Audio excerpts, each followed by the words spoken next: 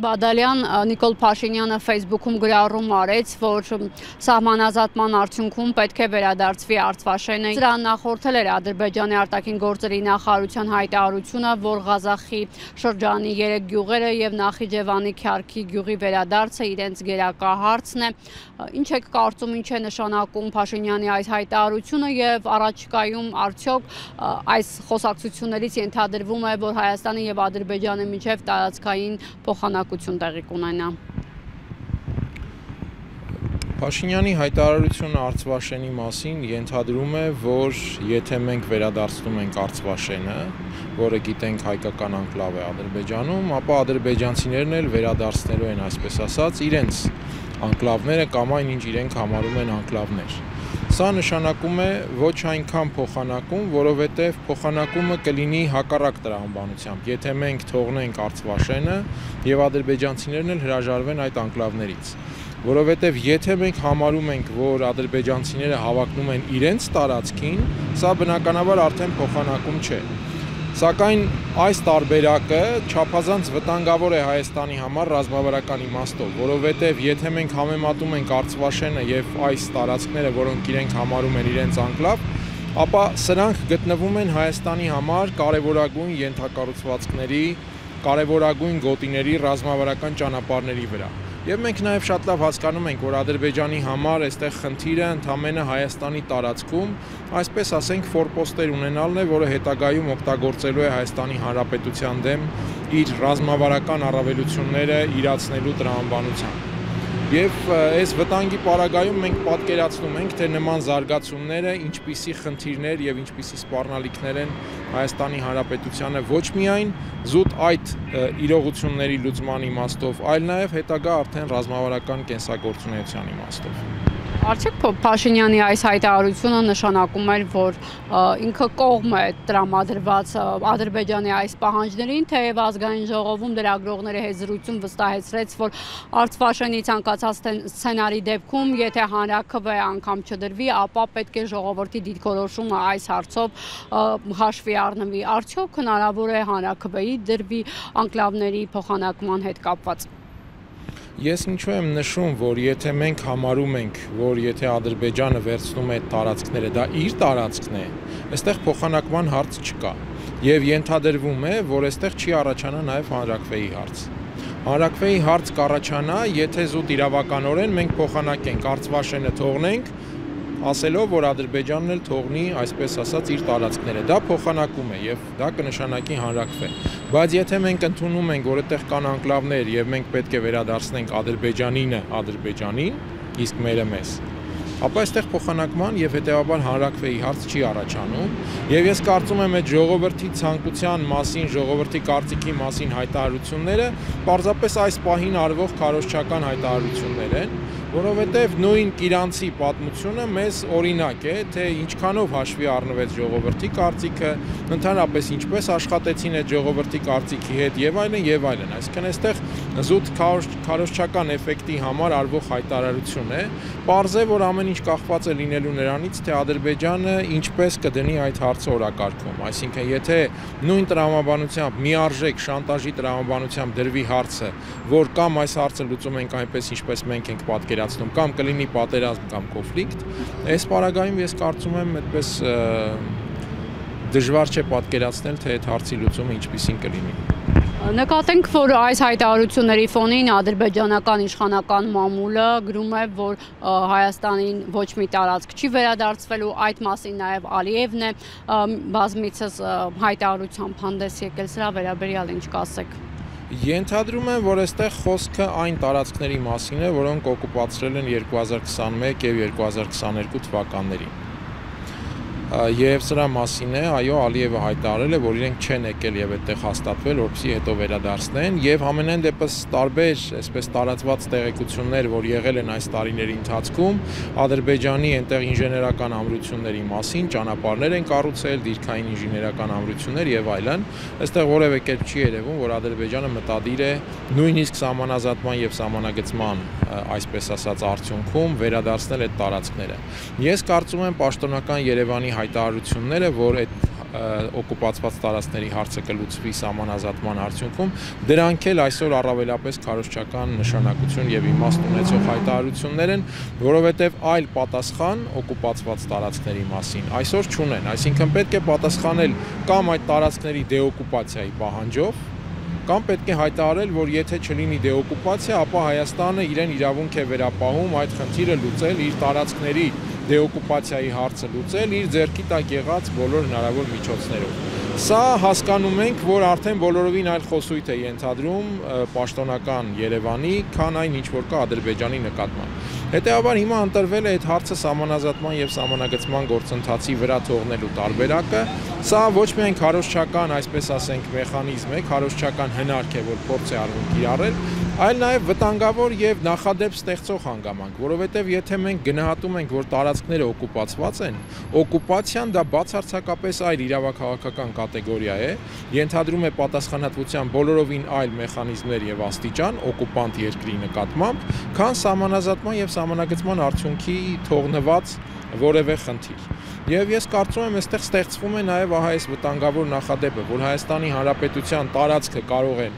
որևէ մեկը օկուպացնել, իսկ հետո արդեն դարձնել այդ տարածքի օկուպացիան սահմանազատման եւ սահմանագծման գործընթացում իր ձեռքի խաղաքարտ։ Փաշինյանը նշում էր, որ Սև լճի 30% տարածքի համար իրենք պարտավոր չեն եւ չեն պատրաստվում ռազմական գործողությունների դիմել եւ հետ վերադարձնել։ Այստեղ խոսքը բացարձակապես այն մասին չէ, որ Հայաստանը ամեն գնով պետք է հիմա դիմի ռազմական գործողությունների եւ վերադարձնի այդ տարածքները, որովհետեւ հասկանում ենք ռազմական ուժերի բալանսը, նաեւ քաղաքական իրողությունները բացարձակապես այնպիսին չեն, որ մեզ թույլ տան մտածել դրա գործնական հնարավորության մասին։ Բայց այստեղ հարցը ամենևին դա չէ։ Հարցն այն է, որ երկիրը պետք է գնահատի իր տարածքների օկուպացիան այնպես, ինչպես ենթադրվում է օկուպացիայի դեպքում, որովհետև այս պարագայում հակառակ տրամաբանությամբ առաջնորդվելը նշանակում է ստեղծել նախադեպ, որ Հայաստանի հետ հնարավոր է խոսել այդպիսի լեզվով։ Այդ տարածքը կարող է օկուպացված մնալ տասնամյակներ։ Ադրբեջանը դնում էր իր տարածքների օկուպացիայի հարցը եւ 30 տարի այդ հարցը այդպես դրված էր, բայց Ադրբեջանը որևէ քայլ չէր նահանջում իր քաղաքական գնահատականներից, որովհետեւ նահանջելը նշանակելու էր ստեղծել նախադեպ, ստեղծել մի այսպես ասած թել, որից քաշելով այդ ամբողջ քաղաքական ռազմավարության գծիկը կարող էր քանդվել, ինչը դավանում էր Ադրբեջանը։ Եվ այս պարագայում ամեն ինչ շատ հասկանալի է։ Եթե դու գնահատում ես տարածքներդ օկուպացված, դու պետք է այդ գնահատականի հետևողական, այսպես սպասարկողը լինես քաղաքական իմաստով։ Չունես այսօր հնարավորություն ռազմական իմաստով ազատագրելու։ Հասկանալի է, բայց քաղաքական գնահատականը չպետք է փոխվի եւ այդտեղ չպետք է ստեղծվի վերը նշածս նախադեպը։ Փաշինյանը եւ նաեւ արտաքին գործերի նախարարը մի քանի անգամ իրենց հայտարարություններում նշել են, որ Հայաստանի տարածքում կան ադրբեջանական տարածքներ եւ հակառակը Ադրբեջանի տարածքում կան հայկական տարածքներ, որոնք գտնվում են Ադրբեջանի վերահսկողության ներքո, բայց այս ընթացքում չենք տեսել, չենք լսել, որ երբևէ Ադրբեջանի նախագահը նման հայտարարություն անի։ Արդյոք սա խոսում է հայկական կողմի միակողմանի զիջողական քաղաքականության մասին։ Անկասկած մենք մինչև հիմա տեսնում ենք, որ ըստ էության իրադարձությունները զարգանում են միակողմանի զիջման տրամաբանությամբ եւ այսպես կոչված հայ-ադրբեջանական խաղաղությունը, որը ինչու եմ նշում այսպես կոչված, որովհետեւ այստեղ խաղաղության մասին խոսք չկա, կառուցվում է, այդ գործընթացը կառուցվում է Ադրբեջանի պահանջների, պայմանների, շանտաժի եւ Երևանի միակողմանի զիջումների տրամաբանությամբ։ Այստեղ կարծես թե քննարկվում են ընդամենը հարցեր, թե Երևանը ինչպես կարող է այսպես բարեհունչ փաթեթավորում տալ այդ զիջումներին, որպեսզի ներսում հասարակության ընկալումների հետ կապված շատ սուր խնդիրներ չլինեն։ Այսպես կոչված ադրբեջանական անկլավների վերաբերյալ Նիկոլ Փաշինյանի դիրքորոշումները այս տարիների ընթացքում փոխվել են։ Օրինակ 2021 թվականին ասում էր, որ Ադրբեջանը պետք է իրավական հիմքեր ներկայացնի, որ Հայաստանում կան ադրբեջանական տարածքներ, հետո նաև ասաց, որ խոստացել է ադրբեջանական կողմը այդ իրավական հիմքերը տալ։ Ինչ է կարծում, արդյոք Հայաստանը իսկապես կպահանջի այդ իրավական հիմքերը եւ Բաքուն պատրաստակամություն կհայտնի այն ներկայացնել Հայաստանին։ Դե այն, որ Բաքուն անընդհատ խոսում է այդ մասին եւ նույնիսկ լսեցինք վերջին հանձնարարությունը Ալիևի գիտնականներին, ոչ կառավարական կազմակերպություններին, պետական ինստիտուտներին զբաղվել, այսպես ասած, ադրբեջանցիների վերադարձի հարցով։ Այստեղ Ադրբեջանի քաղաքականության առումով որևէ կասկած կարծում եմ չկա։ Ինչ վերաբերում է Երևանին, ապա ինչպես նշեցի, Երևանը ցավոք սրտի առ այսօր շարժվել է այդ պահանջներին ադապտացվելու ճանապարհով։ Եվ գոնե առայժմ ես չեմ տեսնում որևէ նշան, որը կարող է խոսել այդ ճանապարհից շեղվելու եւ այդ տրամաբանությունից դուրս գալու մասին։ Անդրադառնանք նաև վերջին օրերին թոփ թեմա դարձած ցորենային քաղաքականությանը կամ ցորենային առևտրին։ Ռուսաստանի Դաշնության հետախուզությունը տարածեց, որ Հայաստանը պատրաստվում է Ուկրաինայից ցորեն բերել, դադարեցնելով Ռուսաստանի հետ ցորենի առևտուրը։ Նիկոլ Փաշինյանը սա անհեթեթություն որակեց, սակայն հաջորդեց Պեսկովի այն հայտարարությունը, որ ռուսական կողմի հայտարարությունները երբևէ մեր կապարանոց չեն եղել։ Ինչ է կարծում, ինչ է կատարվում ցորենային առևտրում։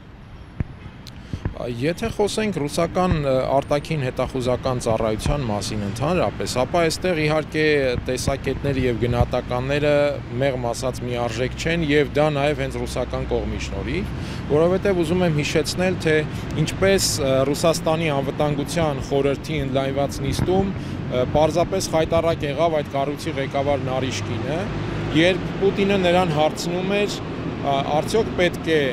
ճանաչել Դոնբասի եւ Լուգանսկի անկախությունը, թե ոչ։ Մենք հիշում ենք փետրվարի 22-ից առաջ, պատերազմից առաջ այդ նիստը, որտեղ Պուտինը հերթով հարցնում էր ներկաներին իրենց տեսակետները Դոնբասը եւ Լուգանսկը ճանաչելու վերաբերյալ, եւ հիշում ենք, թե ինչպիսի անհարմար վիճակում հայտնվեց Նարիշկինը։ Հետեւաբար հարց է առաջանում, թե արդյոք այդ մարդու գլխավորած կառույցը իսկապես կարող է մշտապես գործել այսպես ադեկվատության կամ այս տրամաբանության շրջանակում։ Սա իր հերթին իհարկե հնարավոր է, որ այդ հայտարարությունները ամենևին պատահական չեն եւ Մոսկվան պարբերաբար փորձում է Երևանին, այսպես ասենք, սթափ պահել ռազմավարական այնպիսի գործողություններ չանելու համար, որոնք արդեն Ռուսաստանի շահերը կվտանգեն հենց ռազմավարական մակարդակում։ Ինչ վերաբերում է ընդհանուր առմամբ ցորենի պատմությանը, ապա ես կարծում եմ այս սխեման, տրանսպորտային լոգիստիկ այս սխեման հենց Ռուսաստանի մոդերատորությամբ ձևավորված սխեմա է, հիմնական քննարկումները կամ այսպես վճռորոշ քննարկումները կարծում եմ տեղի ունեցան Դուշանբեում, նաև Պուտին-Ալիև այդ հայտնի հանդիպման շրջանակում, եւ այստեղ Ռուսաստանը փորձում է մրցակցության մեջ լինել այն աշխարհաքաղաքական պայքարի համատեքստում, որ ընթանում է Կենտրոնական Ասիա, Կովկաս հաղորդակցության ուղիների համար։ Ընդհանուր առմամբ դա քարոզչական միջոց է համարում այս հայտարարությունը ցորենային առևտրի հետ կապված, որը որ հերքվեց հայկական կողմից։ Ռուսաստանի հայտարարությունը։ Ես կարծում եմ, այդտեղ ոչ թե քարոզչության խնդիր է Ռուսաստանի հայտարարությունը, այլ պարզապես Երևանին, այսպես ասենք, զգոմ պահելու Ռուսաստանի դեմ ռազմավարական